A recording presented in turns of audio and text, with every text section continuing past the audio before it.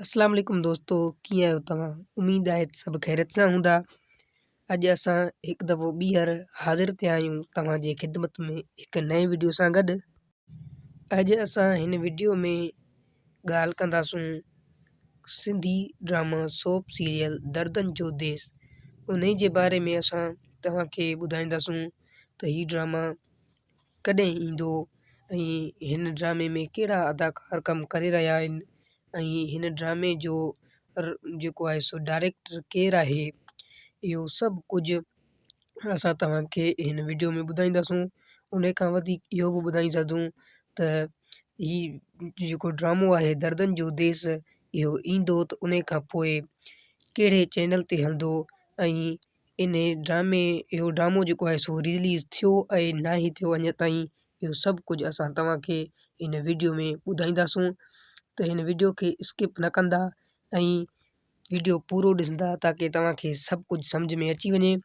ऐं ॿी ॻाल्हि त वीडियो शुरू करण खां पहिरियां अगरि तव्हां असांजे चैनल ते नवां आहियो त असांजे चैनल MJ ऑफिशियल खे सब्सक्राइब कयो ऐं बेल आइकन खे प्रेस करे छॾियो ऐं वीडियो पसंदि अचे त हिनखे लाइक ज़रूरु कजो ऐं पंहिंजा राय कमेंट में लिखिजो। असांजो हीउ वीडियो ठाहिण जो मक़सदु सिर्फ़ु इहो आहे त तव्हां दोस्तनि खे हिन ड्रामा दर्दनि जे देस जे बारे में हर अपडेट खां आगाह कयूं। त तव्हां दोस्तनि जो घणो वक़्तु नथा वठूं, हलूं था पंहिंजे मक़सद जे तरफ़, यानी पंहिंजे वीडियो जे तरफ़। त असां ॻाल्हि था कयूं त इहो ड्रामो दर्दनि जो देस कॾहिं ईंदो। त इहो ड्रामो दर्दनि जो देस अञा कमिंग सून ते आहे, मतिलबु अञा इन जी रिकॉर्डिंग हले पई धाम धूम सां, यानी सभु एक्टर पंहिंजे महिनत सां पंहिंजे जोश सां इन ड्रामे जो रिकॉर्डिंग करे रहिया आहिनि। उन्हनि मां असां तव्हांखे कुझु एक्टरनि जा नाला बि ॿुधाईंदासीं जेके हिन ड्रामे में कमु कनि था।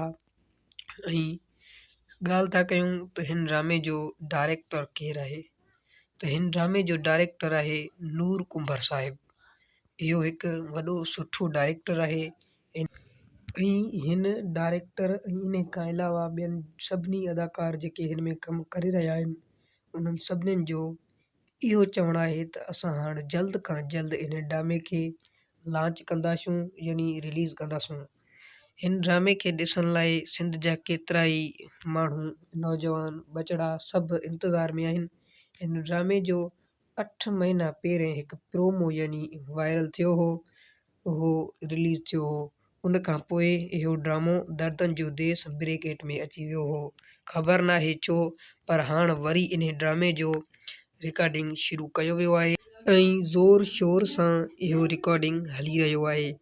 ऐं सभिनीनि अदाकारनि डायरेक्टरनि जो इहो ई जेको आहे सो चवणु आहे त इंशाअल्लाह असां जल्द खां जल्द इन ड्रामे खे रिलीज़ कंदासूं। त हाणे ॻाल्हि था कयूं त इहो ड्रामो जेको आहे सो ईंदो त कहिड़े चैनल ते हलंदो। त इहो ड्रामो जॾहिं बि रिलीज़ थींदो त इहो ड्रामो हलंदो KTN चैनल ते। हिन ड्रामे में सिंध जा केतिरा ई लेजेंड ऐं नामवर अदाकार कमु करे रहिया आहिनि। उन्हनि मां आउं तव्हांखे कुझु अदाकारनि जा नाला ॿुधाईंदुसि। असद कुरैशी बि हिन ड्रामे में कमु करे रहियो आहे। आज़म मेंगल बि हिन ड्रामे में कमु करे रहियो आहे। अब्बास गुल ओढाणो बि हिन ड्रामे में कमु करे रहियो आहे। AS भट्टी, जंहिंजो कुझु ॾींहं पहिरें दिलि जो बाईपास थियो हो, उन जी हालति अञा बेहाल आहे, पर पोइ बि पंहिंजो हिकु सुठो किरदारु अदा करे रहियो आहे हिन ड्रामे में। उन खां अलावा सैयद निसार शाह बि हिन ड्रामे में कमु करे रहियो आहे। ज़ुल्फ़कार बुर्दी बि हिन ड्रामे में कमु करे रहियो आहे। नसरीन नाज़ बि हिन ड्रामे में कमु करे रही आहे। शमीम शेख बि हिन ड्रामे में कमु करे रही आहे। रानी अब्बासी बि हिन ड्रामे में कमु करे रही आहे। त दोस्तों, इहो हो असांजो हिकु नंढिड़ो वीडियो। इन में असां खां जेको पुॼो तव्हांखे मालूमात ॾिनोसीं। इंशाअल्लाह तमामु जल्द मिलंदासीं हिकु नए वीडियो में। तेसिताईं पंहिंजो ख़्यालु रखियो ऐं असांखे दुआउनि में यादि रखो। जेकॾहिं तव्हांखे इहो वीडियो पसंदि आयो हुजे त हिकु दफ़ो लाइक ज़रूरु कजो।